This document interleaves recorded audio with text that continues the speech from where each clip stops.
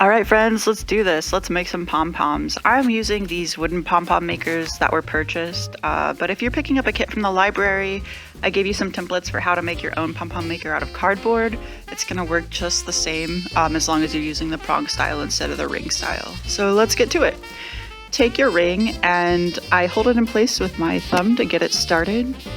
And just sort of wrap it around the little end piece to hold everything in place so that I don't have to keep my finger there the entire time that I'm wrapping the pom-pom. So you'll see here, just catching that bottom part with the yarn that I'm wrapping, and then now it's just holding itself in place, and you're just gonna wrap.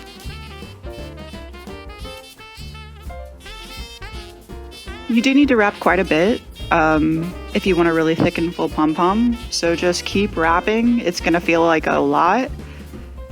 As you can see, it's pretty thick, but this is gonna be a really nice plush pom-pom, which is what I want.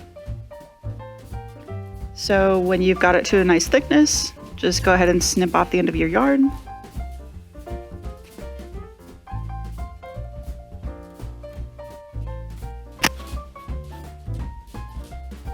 Take a separate piece of yarn that you've snipped, and you're just going to use it to tie this little bundle up. So just thread it through that little hole, and I just make a little tight knot. I kind of do like a preliminary tie like that, keep it loose, just trying to keep that bundle together, and then you have to slide that bundle of the wrapped yarn off of the pom-pom maker. And if it's your first time doing it, just be a bit gentle so that you don't lose all of your yarn and have to start over.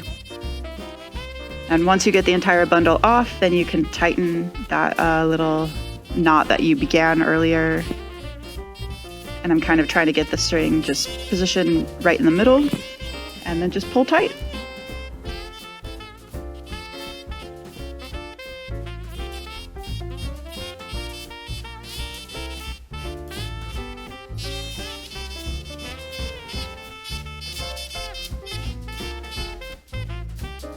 And now comes the fun part. We're gonna cut everything apart. So just insert your scissors through those loops on either side and begin to cut and release. Don't worry if you miss any, it's okay. You will end up getting them as you're trimming your pom-pom later.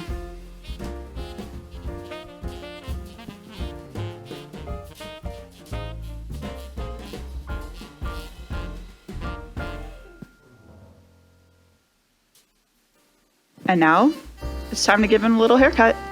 There's no rhyme or reason to doing this, and I find it really peaceful and relaxing to just kind of trim until I have my pom-pom looking the way I want it. So you'll see me kind of doing it here slow on camera for a moment, just so that you can kind of see how I start to do it. But again, you're not going to do anything wrong here. I do like to kind of press the yarn together so that I can cut more of it at once and try to cut it all to the same length, which is a bit harder to do if it's all just flopping around loosely. So whatever works for you. Also, save this fluff. You can use it for other stuff, and I don't like to waste, so I would just kind of save my fluff and try to find ways to use it around the house. This pom-pom is not done, but I like to shake it out and kind of throw it around a little bit, so that any loose threads kind of start flailing around so that I can find them and target them with the scissors.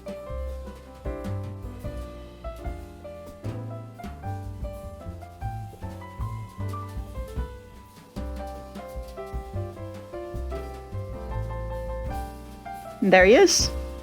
He looks pretty good. I usually go a little bit more obsessive with trying to get it perfectly circular at home, but on camera, I think he looks perfect. And pushing my fluff aside, now I want to show you how you can do a multicolored pom-pom. So if you're not into the single color look, no worries. There's lots of different ways to do multicolored.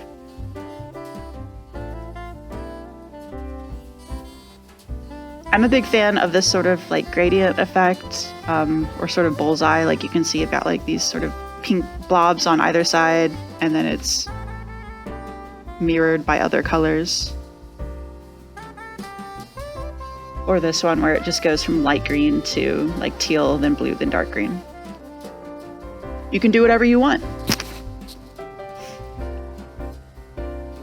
go ahead and pick out colors that you think are going to work well together. And then I like to start off by just sort of wrapping loosely the sections of where the colors are going to be.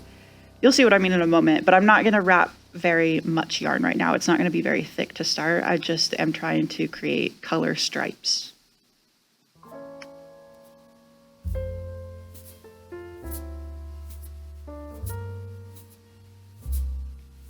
And then when you move on to wrapping your next color stripe, you don't need to snip your yarn yet. You want to keep it attached. So just kind of keep it in place with your fingers, that yarn that we just wrapped, and then go ahead and start your new color stripe to the other side of it.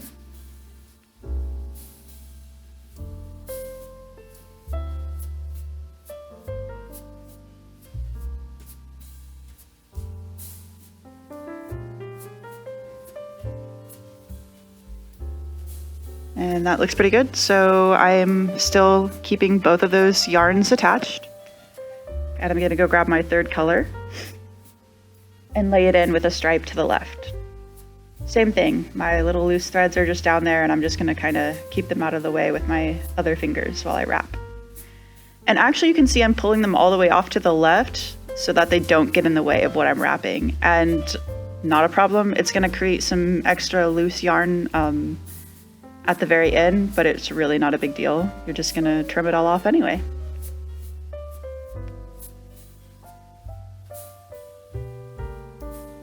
And so I'm thinking, yep, these stripes look pretty good. And now I'm gonna go ahead and just create the thickness that I need for the full pom-pom, trying to keep these stripes as much as I can, but it's okay if the colors start to cross over onto each other a little bit. That won't hurt.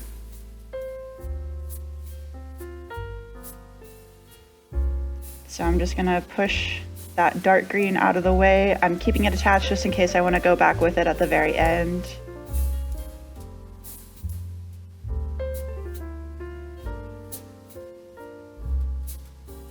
And now I've got all of my little stripes wrapped on there, and at this point I am going to snip off the yarn.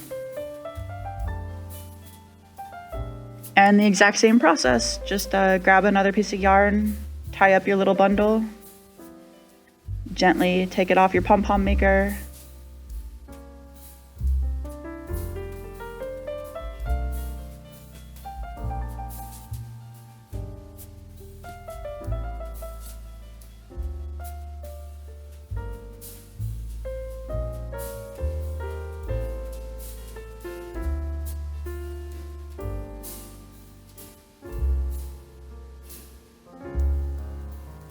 And there you go. Go ahead and start cutting.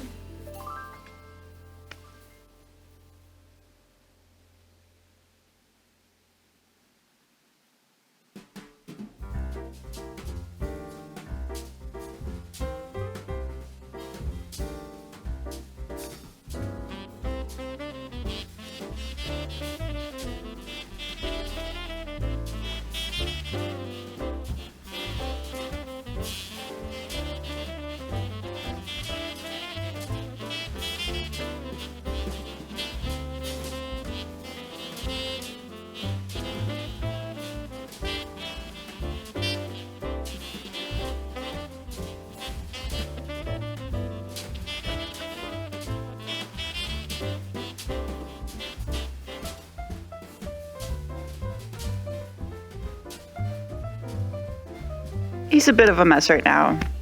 I could keep cutting, but it's fine. Save that fluff. Actually, I'm gonna show you a few ideas for how you can use your fluff after I show you this. So if you're thinking, what can I do with all of these pom-poms that I'm making? You could turn them into a really fun wreath. Here you can see I've just got a wreath, like a wire frame, and I'm literally just tying them to it. So I'm just gonna fill this up with pom-poms, and I think it's gonna be super cute. We do have other books here at the library that are full of other ideas. Now I'm gonna be taking that fluff that I saved and stuffing it into an ornament. This reminds me of like the layered sand art that we used to do as kids, where you would get like a glass bottle and then pour in sand and have colorful layers. I've done that at home before and it turned out really well. Here on camera, it just kind of ends up looking like a mess. But trust me, if you save your yarn fluff, you can put it in little glass containers or ornaments, and it will end up looking pretty cool if you just take your time and kind of combine cool colors together. So that's one thing you could do. Maybe you have like a crafter in your life, I don't know, and they would appreciate getting a little ornament with yarn and paint a design on there. I don't know. I also made some very tiny little pom-poms and stuffed them inside of an ornament. So just another cute idea. I thought it was sort of fun. And finally, I just wanted to show you really quickly, if you wanted a multicolored pom-pom, but not in a gradient, so just all different kind of colors in there mixed together, that's not hard to do at all. It's very simple. You're just going to take the colors that you want to use, and instead of creating stripes, just use all of the strings together and wrap.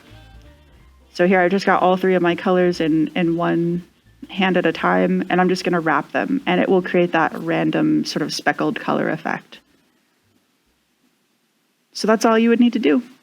I hope you have lots of fun making pom-poms. I genuinely think they are just a great way of being creative, using up extra yarn that you have laying around. And it's so relaxing, I think, to just sit and trim and multiply your pom-poms. Have fun. Thanks for joining me.